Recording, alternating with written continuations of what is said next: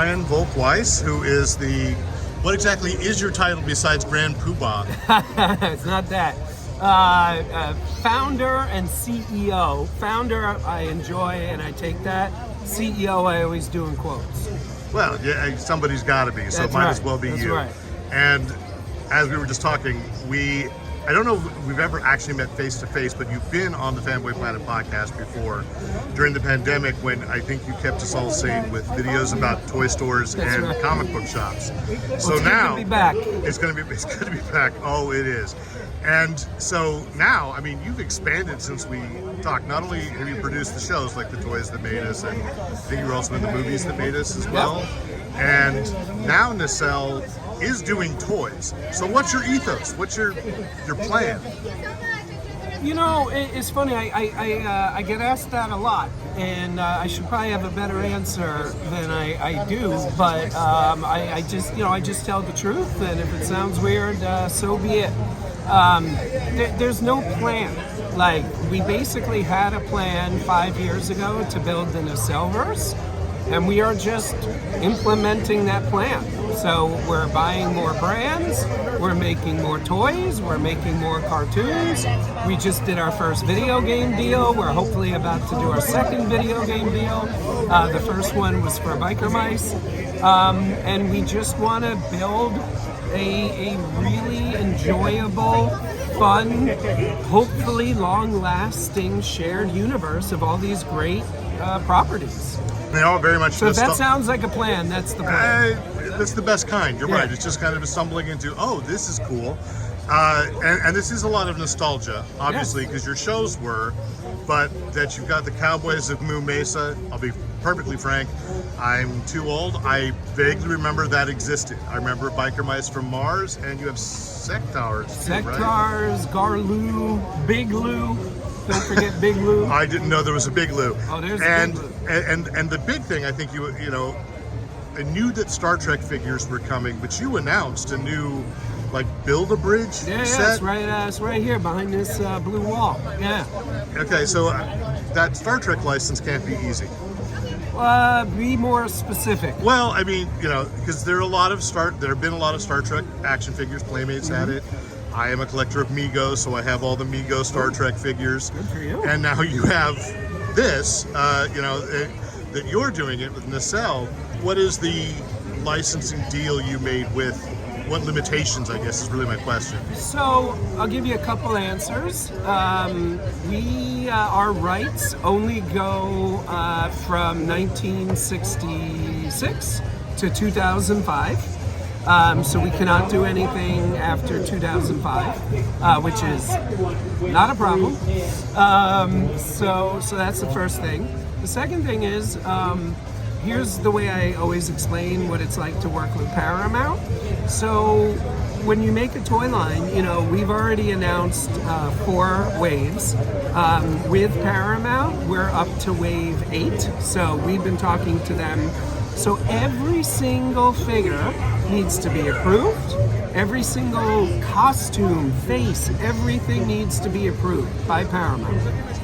So I would conservatively estimate in the last 2 years, we have asked Paramount's permission to do, let's say, 5,000 things. They have said no to 2.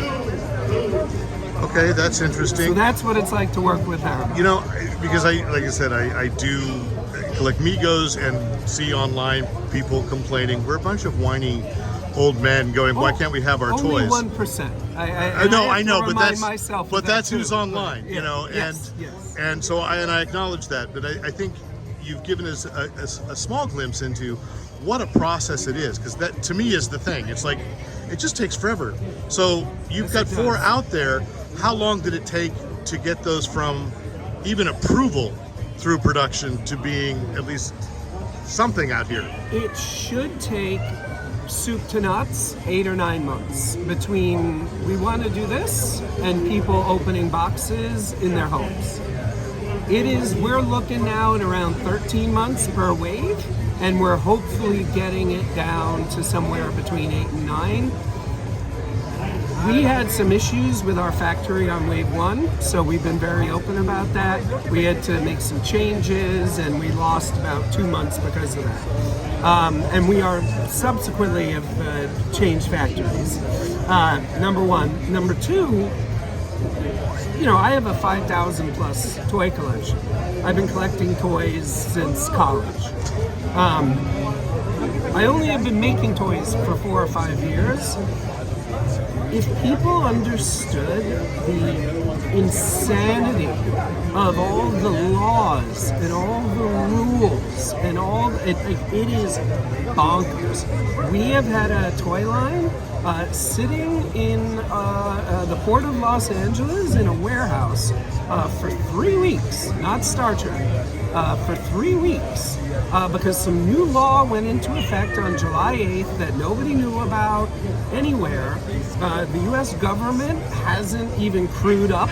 Like, they have 2 people working in a brand new office. So, so what do I do? Do I go online and do a video saying, hey, there's a new rule that the U.S. government passed on July? So it's just stuff like that, morning, noon, and night. And now I understand why people are like, why does this take so long? Like, it's crazy. Like, it's absolutely crazy. Yes, and yet, again, hopefully this helps dispel to some people, because I think for the average person, it's like, but you announced this toy. I want it now. Well, we do announce it, and by the way, we've been writing this in bigger and bigger and bigger letters every year. It's subject to change, and I freely admit, the first time we ever wrote that, it was just because that's what everybody else does. But now I understand why everybody does it. There is so much out of our control. It's insane. And I don't and when I say out of our control, I mean not within Paramount's control, not within Alcon's, they're not holding anything up. It's all the logistics. One of the things that's interesting to me on this topic is I think 99% of the people who collect toys are aware the United States and China are not getting along very well currently.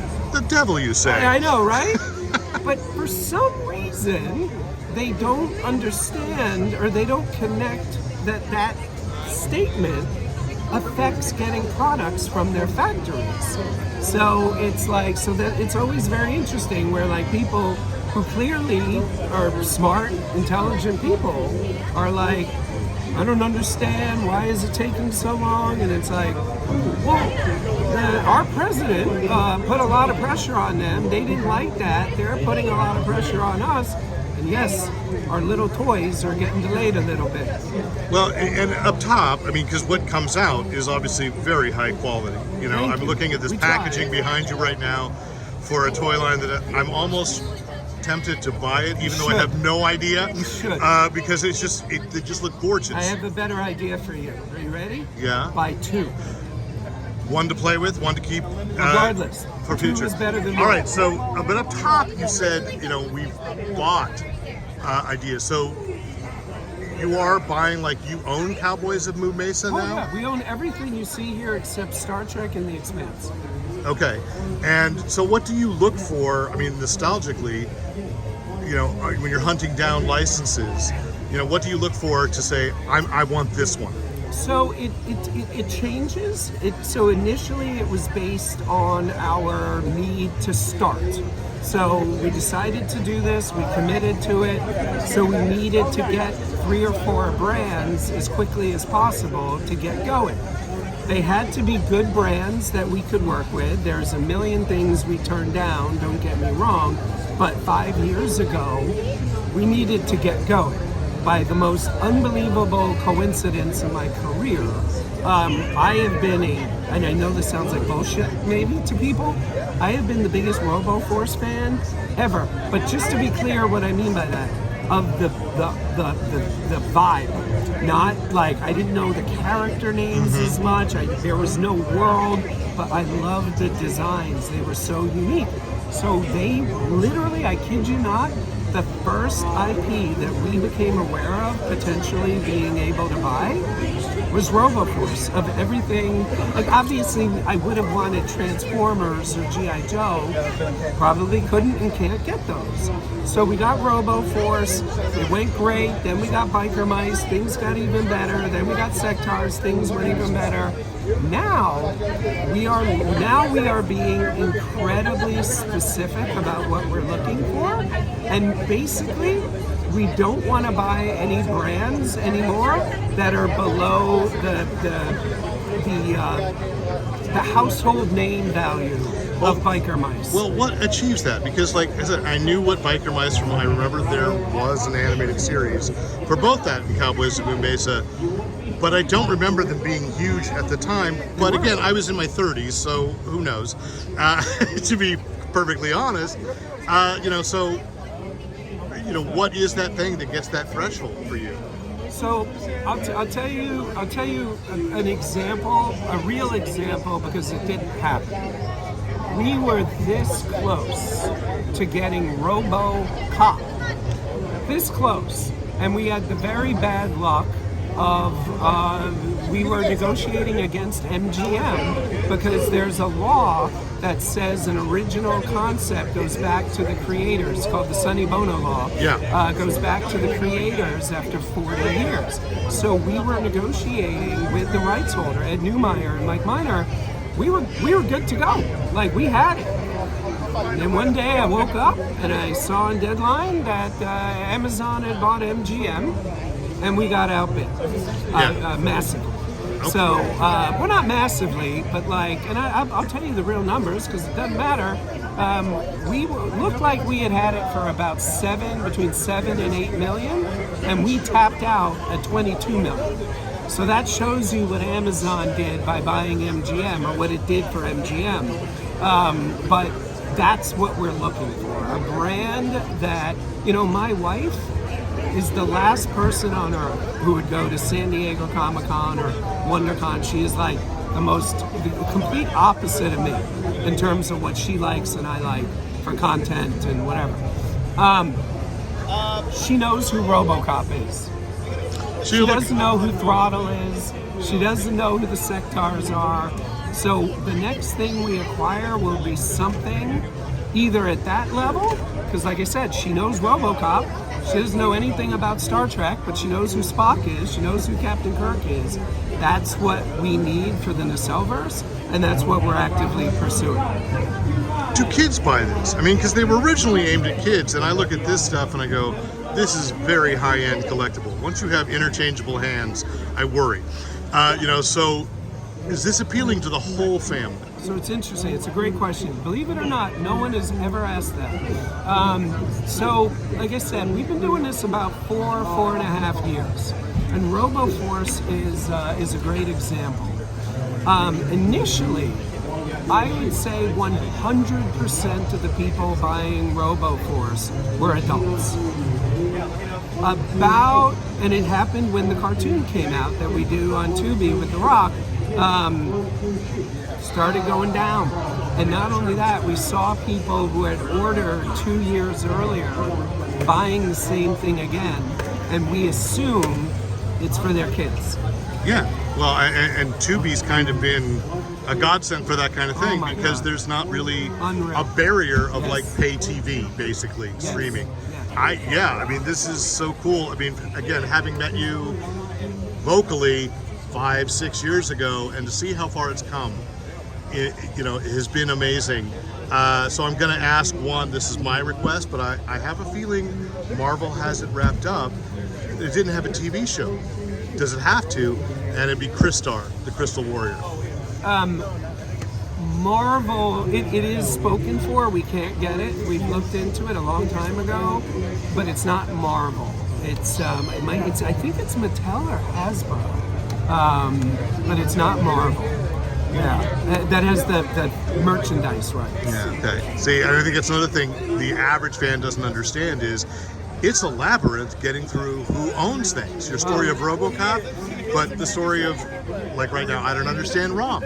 But ROM is an unbelievable. I mean, I won't get into it now, but I mean, if you don't know where ROM comes from, Google it.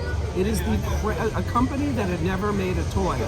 Made the toy. I know I cover ROM Okay, so often. you know, it's the most crazy Because story. I never had the toy, and I'd say that's a perfect example of a toy that everybody who had one says, it really wasn't that good.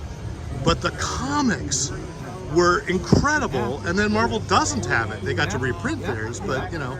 So I think you've moved into comics as well, right? Well, we have a partnership with Oni Press, so I can't take credit for us doing anything. We wouldn't be where we are without them. So we have a deal with them. They publish pretty much everything we do. Yeah. Okay. What's the license or the toy line you want that you haven't been able to get yet? That, and I don't say this very often, is I take the fifth. That's fair. Because if I don't, the price goes up. That's true. It's nothing. Right. Okay. Exactly. Thank you for taking the time, Brian. Thank Really you. appreciate it. Yeah, this was fun. And good luck at the con. Appreciate it. Another Comic-Con has ended, but there's still plenty of Comic-Con related content coming. For now, the macaws have left the building. If you're enjoying Fanboy Planet, please hit the like and subscribe buttons. Thank you for watching, and remember, use your powers for good.